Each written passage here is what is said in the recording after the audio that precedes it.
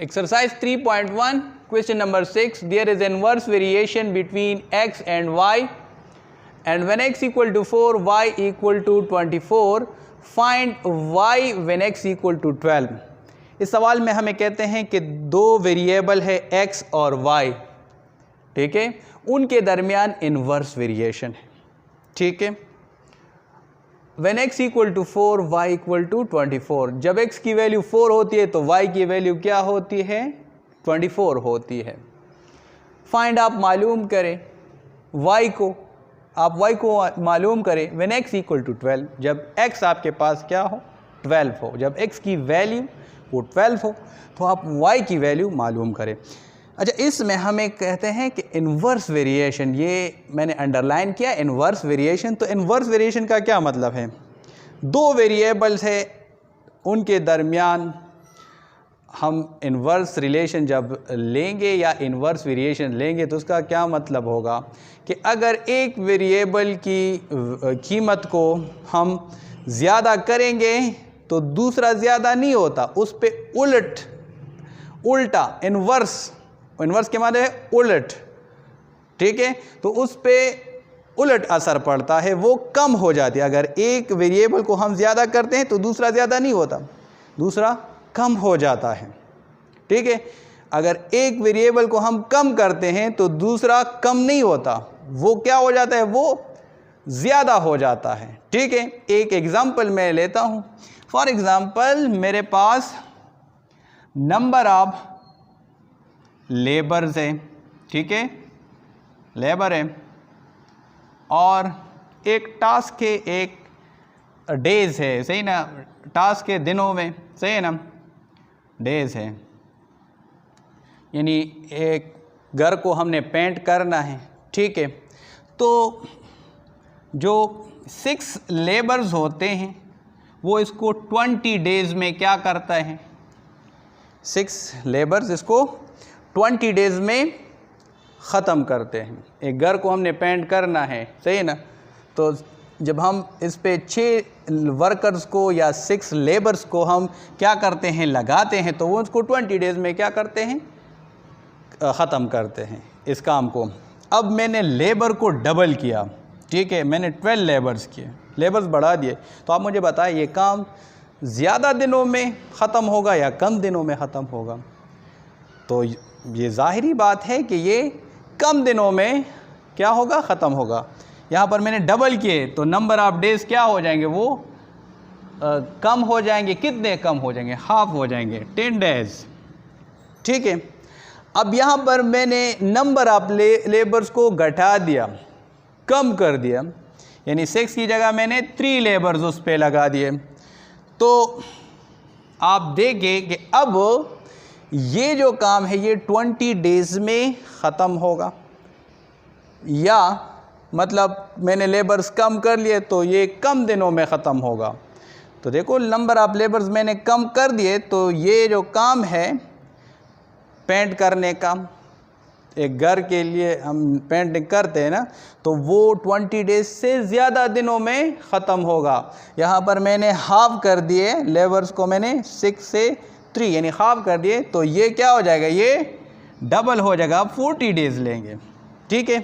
तो यहाँ पर आपने क्या नोटिस किया? जब हम नंबर ऑफ़ लेबर्स, ये एक वेरिएबल, मान लो कि ये एक वेरिएबल है, इसको हम चेंज करते हैं, कम करते हैं, ठीक है, तो दूसरा जो नंबर ऑफ़ डेज़ है वो ज़्यादा हो जाते हैं.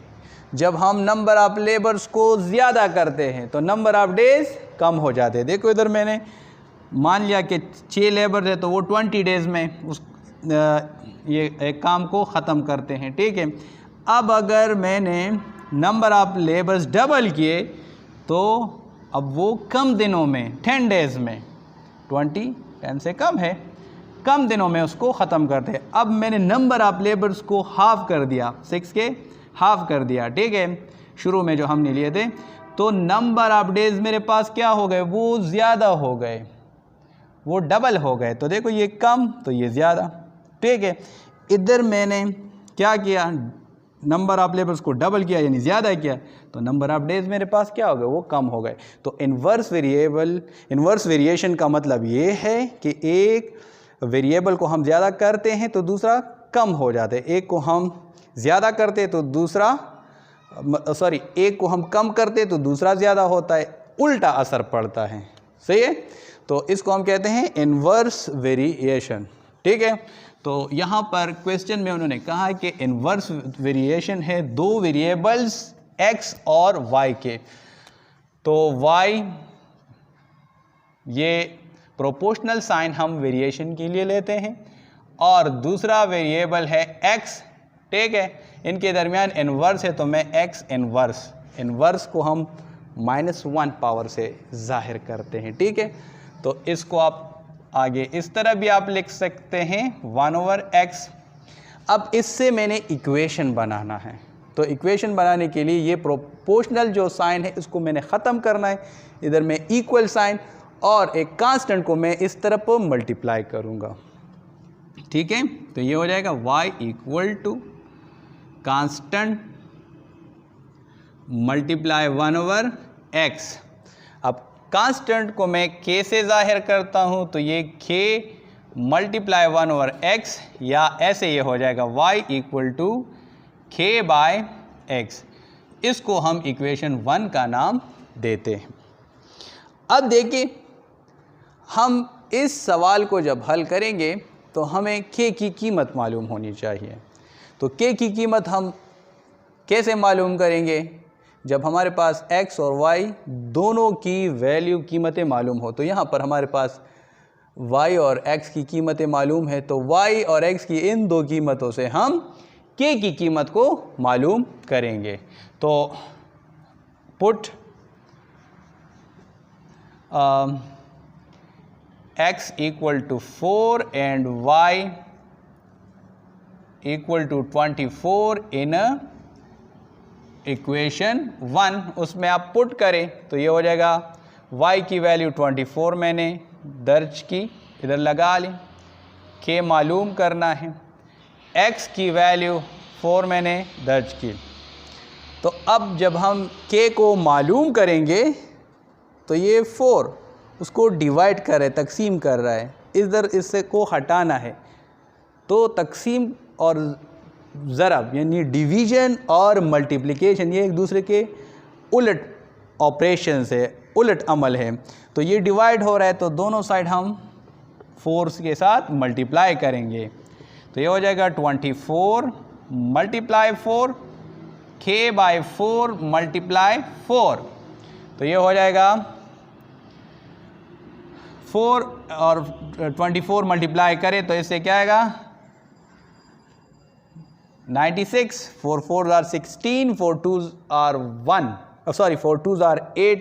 तो वो जो 1 आया है उसको इसके साथ ऐड करें तो ये क्या हो जाएगा 96 हो जाएगा। ठीक है, ये दोनों कैंसल, k = 96 ये आ गया, k की वैल्यू 96 आ गई।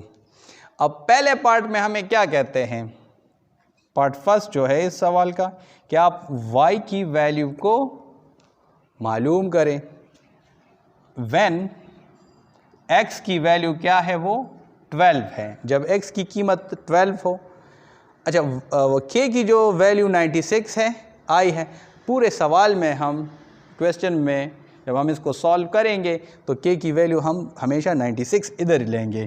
तो k मैं 96 लेता हूँ।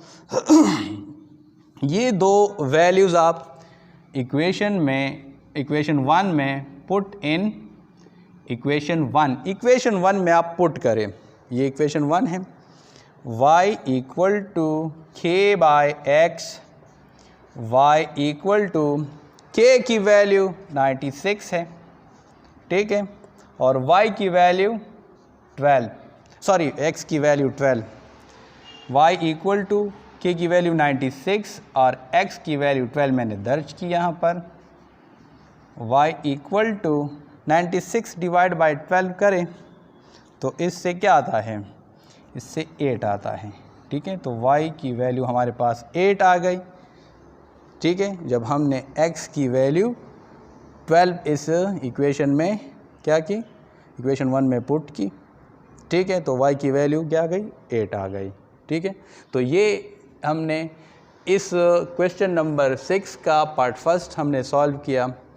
अब जब क्वेश्चन नंबर 6 का पार्ट सेकंड अब हम सॉल्व करेंगे तो सवाल जो है यहाँ तक k की वैल्यू 96 यहाँ तक उसके लिए सेम है, सिर्फ उसमें पार्ट सेकंड में आपने x की वैल्यू मालूम करनी होगी, ठीक है, और y की वैल्यू आपको दी गई होगी।